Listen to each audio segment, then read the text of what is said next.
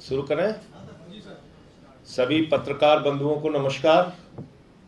आज दिल्ली के उप मुख्यमंत्री और शिक्षा मंत्री मनीष सिसोदिया जी के खुलासे के बाद पूरी की पूरी भारतीय जनता पार्टी सदमे में है।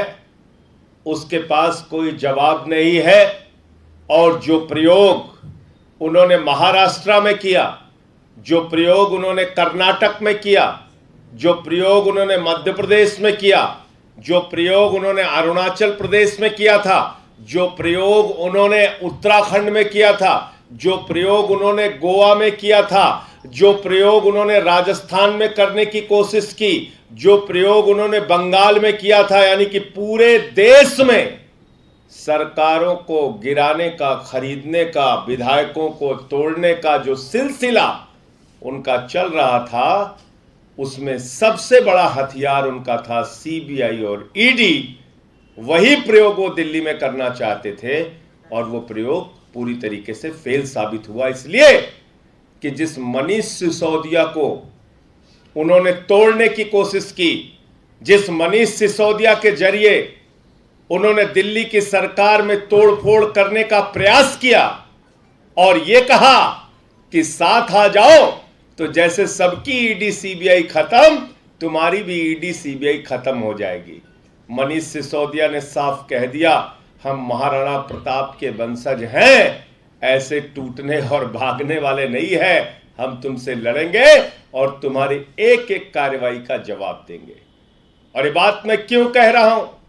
क्योंकि ये वही भारतीय जनता पार्टी है। जब नारद स्टिंग ऑपरेशन हुआ तो नारद स्टिंग ऑपरेशन के जरिए मुकुल राय का भ्रष्टाचार खोलने की बात भारतीय जनता पार्टी ने की। पूरे देश में हंगामा किया, कहने लगे नारद स्टिंग ऑपरेशन खोल दिया, नारद स्टिंग ऑपरेशन खोल दिया, मुकुल राय का भ्रष्टाचार खोल दिया। और उस भ्रष्टाचार में जो जो लोग शामिल थे मुकुल राय के साथ, वो सारे के सारे लोग बीजेपी में शामिल हो गए। वो सारे के सारे लोग बीजेपी में शामिल हो गए।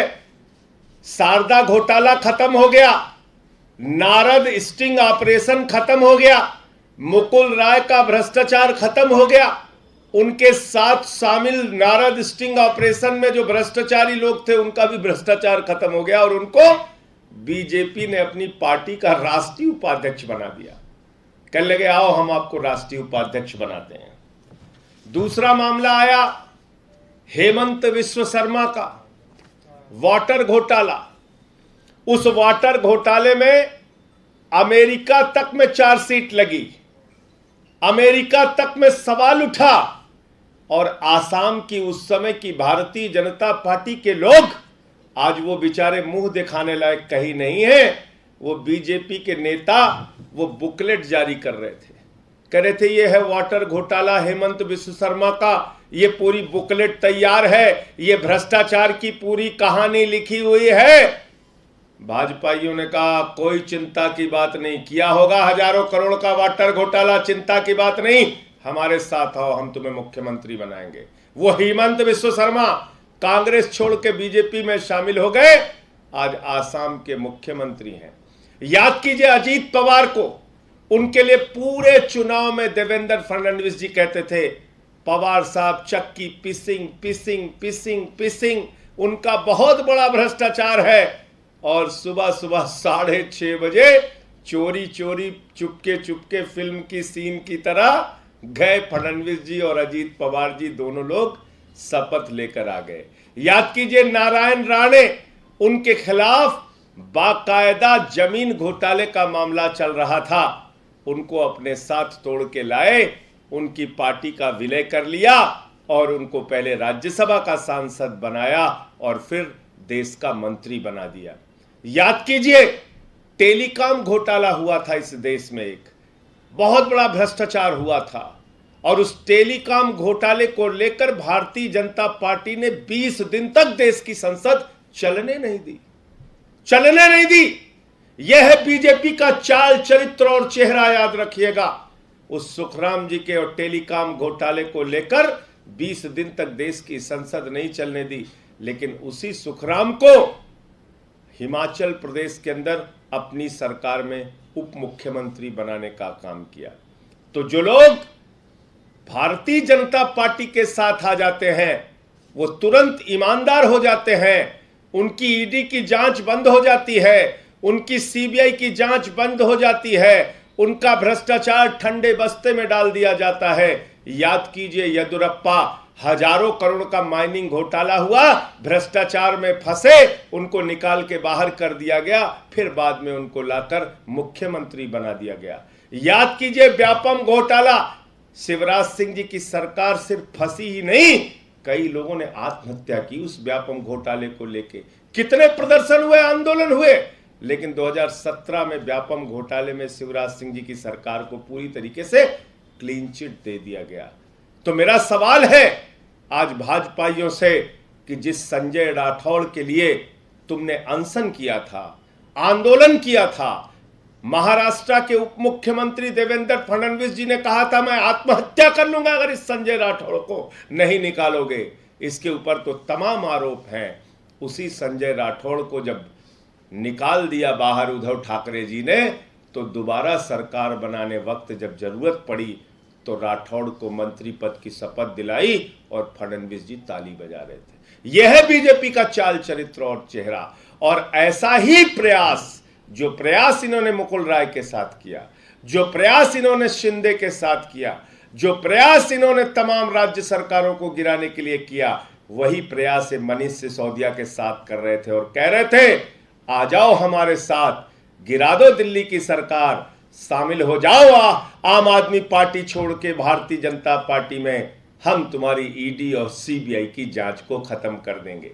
लेकिन उनको मालूम नहीं है ये आंदोलन के कोख से निकली हुई पार्टी है। यहां ऐसे भाजपाइयों के प्रयास कभी सफल होने वाले नहीं है। एक बार किया था इनके एक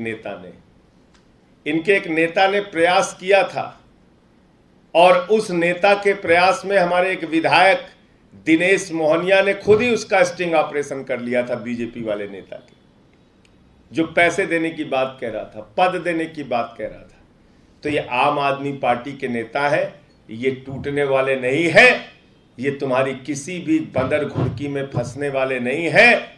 और इसलिए इस प्रकार का प्रयास मत करो। तुम्हारी फर्जी और झूठी कार्रवाइयों को पूरा देश देख रहा है और समय आने पर जवाब देगा। आपका कोई सवाल हो तो पूछो। किस तरीके से मैसेज या फोन आया, किस तरीके से ऑफर दिया गया सिसोदिया को? मैंने इतने नाम तो आपको बताए, मुकुल राय से लेके और शिंदे तक, पूरी की पूरी विधायकों की खरीद फरोख्त कर ली, सारी जांचें बंद कर दी, सारी कार्रवाइयां, सारे भ्रष्टाचार खत्म कर दिए, बताए तो सारे नाम। वही प्रयास मनीष सिसोदिया के साथ भी कर रहे थे। बीजेपी कह रही थी फोन तो सीबीआई ने जब्त कर लिया, तो कैसे ऑफर आया? अच्छा, खाली फोन माध्यम होता है? भाजपाइयों को पता नहीं किस किस माध्यम से वो काम करते हैं। आज के दुनिया में सिर्फ एक ही माध्यम रह गया है, फोन भी माध्यम है, मैसेज करवाना भी माध्यम है, मुलाकात भी माध्यम है, तमाम माध्यम है। भाजपाइयों के पास तमाम हथकंडे हैं। हथकंडे तो शिंदे के खिलाफ जो जानकारी मिली कि ईडी के अधिकारी तक फोन करके कह रहे थे टूट के चले जाओ भाजपा के साथ, तब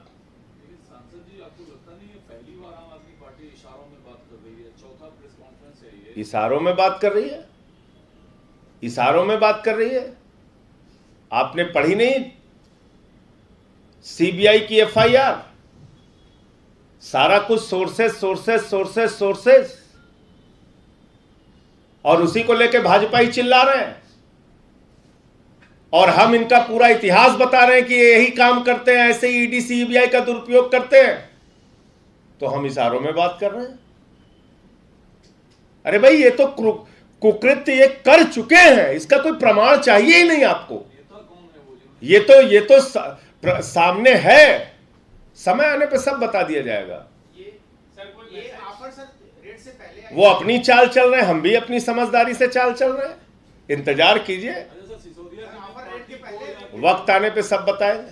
रेट ऑफर जो है पहले आया था रेट से या रेट के बाद आया? ये सब बताएंगे समय आने पे। लेकिन एक बात मैं आपको बता दे रहा हूं, मनीष सिसोदिया न टूटने वाले हैं न डरने वाले हैं, क्योंकि वो महाराणा प्रताप के वंशज हैं। आपकी इस प्रकार की बंदर घुड़कियों से और ईडी सीबीआई की फर्जी कार्रवाइयों से डरने वाले नहीं है। आज आम आदमी पार्टी जो कह रही है, इतना बता दीजिए, सिसोदिया साहब ने सीएम साहब को और पार्टी को कब बताया कि उनके पास कॉल आई? ये कब बताया उन्होंने? देखिए, ये सारी चीजें आज उन्होंने सार्वजनिक कर दी। सार्वजनिक करने से पहले जरूर वार्ता हुई होगी, जरूर बातचीत हुई होगी। उसकी डिटेल आपके सामने या चैनल पे बताने के बजाय उन्होंने साफ तौर पे ट्वीट करके, प्रेस कॉन्फ्रेंस करके साफ तौर पे बता दिया। क्या इस प्रकार का प्रयास आया, इस प्रकार से कोशिश की गई? और मनीष सिसोदिया अगर पहले शख्स होते तब आप हो सकता है उनकी बात पे यकीन नहीं करते। ये तो प्रयोग इनका मैंने बताया, तो भाजपाई सरकारों को गिराने, खरीदने, तोड़ने, लालच देकर सरकारों को बर्खास्त करने और गिराने के फैक्ट्री बन चुकी है भारतीय जनता पार्टी। लेकिन बीजेपी फैक्ट्री बन चुकी है। एक नहीं अनेक उदाहरण दे दिया। आपको तो पता भी नहीं चल पाया था तब। मनीष सिसोदिया ने तो कम से कम सामने आके बता दिया। शिंदे ने बताया था आपको मुकुल राय ने बताया था, आपको हेमंत बिश्व शर्मा ने बताया था, आपको बताया था प्रेम खांडू ने बताया था, प्रेमा खांडू ने आपको बताया था उत्तराखंड की सरकार जब गिराने जा रहे थे। गोवा में जिस तरीके से विधायकों को खरीद फरोख्त करके पिछली सरकार बनाई थी, नहीं बताया। लेकिन मनीष सिसोदिया ने सामने आके बताया कि नहीं, ये हम नहीं होने देंगे। ये बुनियादी फर्क है, इस बात को समझिए। ये जो सीरियल ऑफेंडर हैं, उनके बारे में आप हमसे प्रमाण मांग रहे हैं, ये तो यही काम करते हैं। ईडी सीबीआई का नेताओं के खिलाफ दुरुपयोग मतलब सरकार तोड़ने और गिराने की कोशिश। इसके पहले की कोशिशों को किसी ने पर्दाफाश नहीं किया।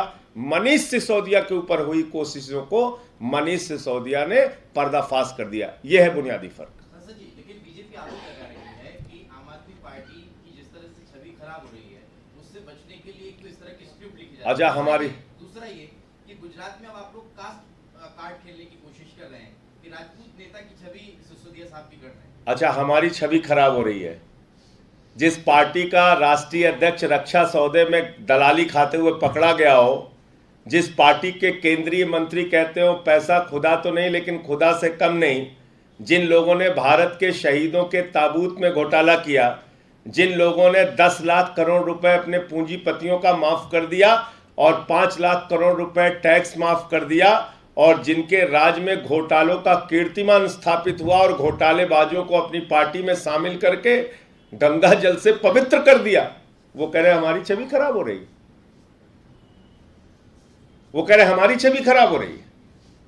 अपने गिरेबान में झांक के देख। अच्छा, ये एक बड़ी अच्छी बात है भाजपाइयों की। मैं कल भी चैनल पे देख रहा था और बहुत सारे टीवी एंकर को भी देख रहा था।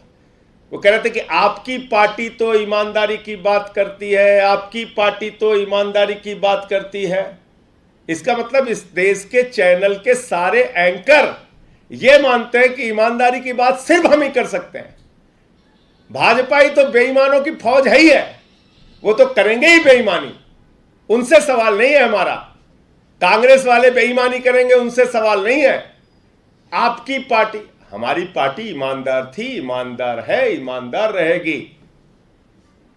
लेकिन यह अच्छी बात मुझे लगी कल से जितने भी भाजपा वाले बोल रहे हैं और टीवी के एंकर्स कि आपकी पार्टी ईमानदारी की बात करती थी। इसका मतलब कि वो सारे लोग मानते हैं कि बीजेपी बेईमानों की फौज है, भ्रष्टाचारियों की फौज है। कांग्रेस और बीजेपी से ईमानदारी की बात करना भी बेकार है।